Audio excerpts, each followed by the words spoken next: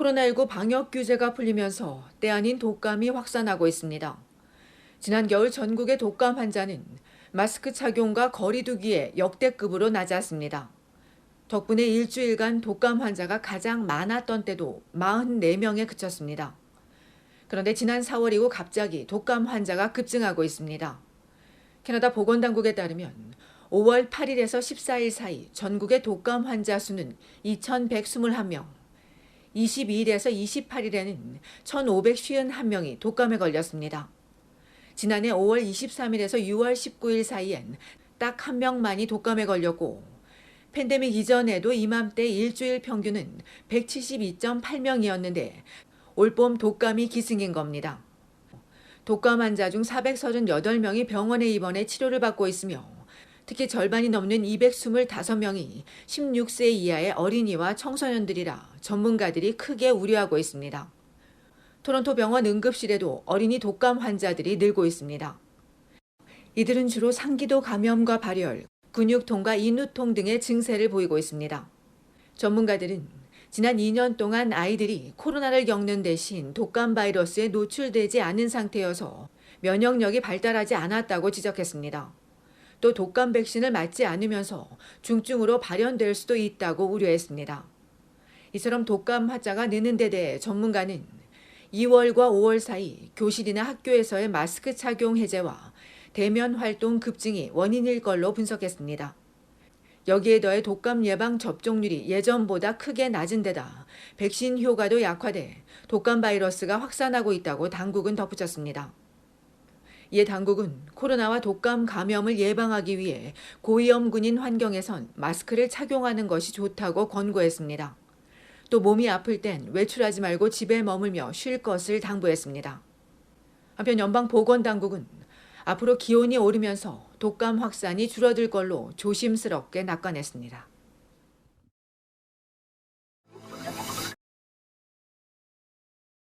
(80대) 할머니가 이웃집게 3마리에게 물려 숨지는 끔찍한 사건이 발생했습니다. 심한 부상을 입어 911에 신고했지만 응급구조대가 30분 후에나 도착한 것으로 드러나 논란이 커지고 있습니다. 사건은 지난 일요일 낮 2시쯤 알버타주 캘거리 북서쪽 21 애비뉴 1500 블록 근처 캐피톨 힐 주택가에서 발생했습니다. 할머니가 자택 뒤 골목에서 마당을 정리하고 있었는데 옆집에 살던 대형견 3마리가 뛰쳐나와 공격한 겁니다. 중상을 입은 할머니는 앰뷸런스에 실려 병원으로 가는 도중 숨진 것으로 알려졌습니다. 당국은 북미 핏불 테리어 믹스와 북미 스테퍼드셔 믹스, 아메리칸 핏불이 할머니를 덮친 것으로 보고 견주와 목격자 등을 상대로 정확한 사건 경위 등을 조사하고 있다며 목격자들의 제보를 요청했습니다. 견주에 대한 형사처벌 여부와 안락사에 대해선 경찰 조사가 끝난 뒤 결정될 예정입니다. 이날 집 밖에서 개가 짖는 등 소란스런 소리가 들리자 말려야겠다는 생각에 밖으로 나온 이웃집 부부는 바닥에 쓰러져 신음하는 할머니를 보곤 즉시 911에 신고한 뒤 응급구조대가 도착할 때까지 할머니를 안고 지켰습니다. 견주도 할머니를 감쌀 수건을 가져온 것으로 알려진 가운데 응급구조대가 신고 후 30분이 지나서야 도착한 것으로 드러나 늑장 대응을 지적하는 목소리가 커지고 있습니다. 캘거리 응급구조대 목표 시간이 12분인 점을 감안하면 너무 늦은 겁니다. 이에 당국은 주말 오후라 모든 차량들이 출동해 있어 신고 당시 앰뷸런스가 없었다고 해명하며 유가족에게 위로를 전하고 연락을 취하고 있다고 설명했습니다. 이웃들은 숨진 할머니가 평소 주위 사람들에게 매우 친절하고 정원 가꾸기를 좋아해 누구나 이웃이 되기를 원했을 정도로 모두가 좋아했다며 죽음을 애도하고 함께 슬퍼했습니다.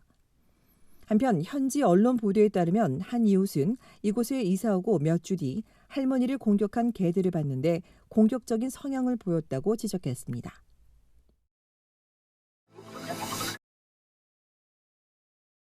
연방이민성이 범죄수사 영역 조회서 제출 규정을 완화했습니다.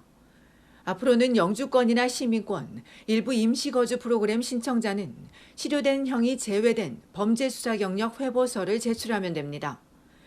하지만 동시에 과거 범죄 이력을 자진 신고하고 필요한 경우 법원 기록이나 형 집행 완료 증빙 자료, 불기소 이유 고지서 혹은 불송치 결정서를 함께 제출해야 합니다. 지금까지는 실효된 형까지 포함된 본인 확인용 범죄 수사 경력 회보서를 내야 했습니다. 하지만 한국법에 따라 경찰이 이 회보서를 제공해주지 않으면서 신청자들은 한국법상 실효된 형이 포함된 제출이 불가하다는 추가 증빙 서류를 함께 제출해야만 했습니다. 이에 대한 민원이 지속되자 한국경찰청은 주한 캐나다 대사관을 대상으로 적극 설득에 나섰고 그 결과 지난달 31일부터 규정이 완화됐습니다. 한국 국적자는 공동인증서 발급 후 온라인으로 회보서를 신청할 수 있습니다. 한국경찰청에 따르면 미국도 캐나다와 같은 문제가 있었지만 2019년부터 개선된 것으로 전해졌습니다. 이번 회보서와 관련한 자세한 사항은 캐나다 이민성 웹사이트에서 볼 수 있습니다.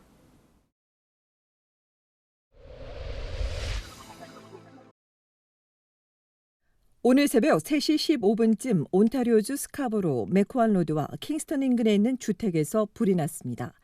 이 불로 개보수 중인 집이 전소되고 인근 주택들이 피해를 입으면서 여러 가구 주민들이 한밤중 대피해야 했습니다. 당국이 화재 원인을 조사 중인 가운데 앞서 지난 일요일 낮 2시엔 미시사가 배틀포드 로드 2869번지에 있는 타운하우스에서 불이 나 지붕 전체가 불에 타면서 다락방 등이 막대한 피해를 입었습니다. 다행히 부상자는 나오지 않았으나 36가구의 이재민이 발생한 가운데 3층 발코니에서 시작된 불이 바람의 영향으로 빠르게 번졌다며 화재 원인 등을 조사 중이라는 소방당국은 지붕이 불타고 있었는데도 화재 경보기가 울리지 않아 몰랐다는 주민들의 제보를 토대로 화재 경보기가 제대로 작동했는지 타운하우스 관리 측이 관련법을 지켰는지 등을 함께 조사할 방침이라고 전했습니다.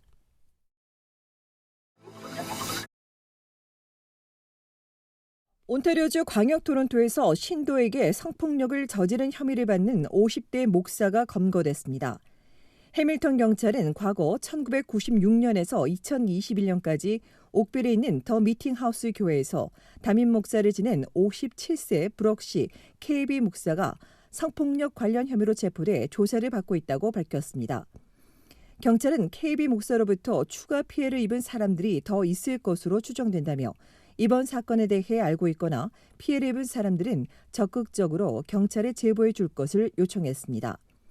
해밀턴에 거주하는 KB 목사는 오는 27일 법원에 출두할 예정입니다.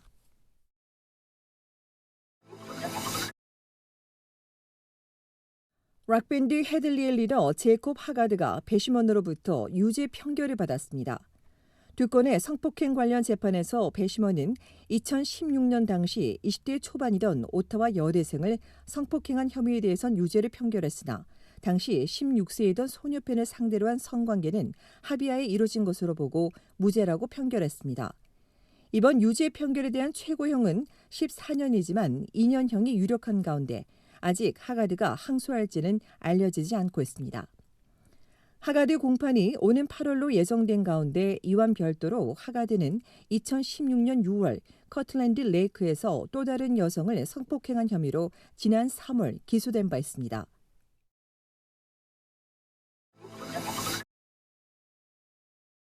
파톨과 도로 균열이 심각한 해밀턴의 바튼 스트리트 이스트가 온타리오주 최악의 도로 1위에 꼽혔습니다.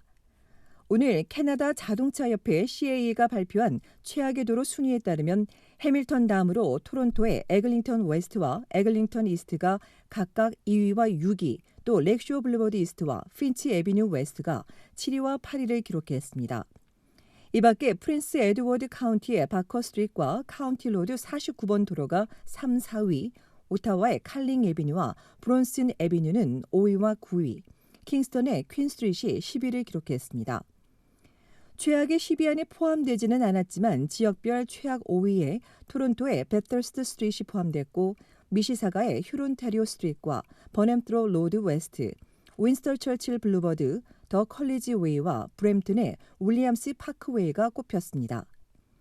교통 혼잡과 파톨, 이정표, 도로 상황, 신호 체계 등을 기준으로 순위를 매기는 CAA는 지난해 10위 안에 이름을 올린 프린스 에드워드 카운티의 빅토리아 로드 지역은 지역 주민들의 강력한 건의에 따른 시의회 지원 덕분에 올해는 크게 개선됐다고 설명했습니다.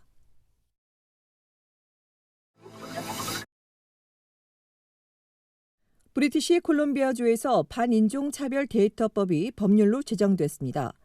정부는 새로운 법안을 통해 인종차별을 막기 위한 보호장치와 대책을 마련하고 이 정보를 바탕으로 지역사회 공동체를 지원해 나갈 계획입니다. 이 법률의 핵심이 투명성과 책임감이라고 강조한 정부는 각 진행 단계마다 직접 인종차별을 경험한 지역사회 공동체를 참여시켜 각종 정부 프로그램과 서비스 이용의 문턱을 낮추면서 경제적 지위와 고용, 의료에서의 차별 등 제도적인 인종차별을 없앨 방침이라고 전했습니다. 이를 위해 구성되는 반인종차별 데이터위원회는 주요 연구의 우선순위와 데이터 수집 방법을 결정하고 연말까지 인구 설문조사를 시행해 내년 여름 결과를 발표할 예정입니다.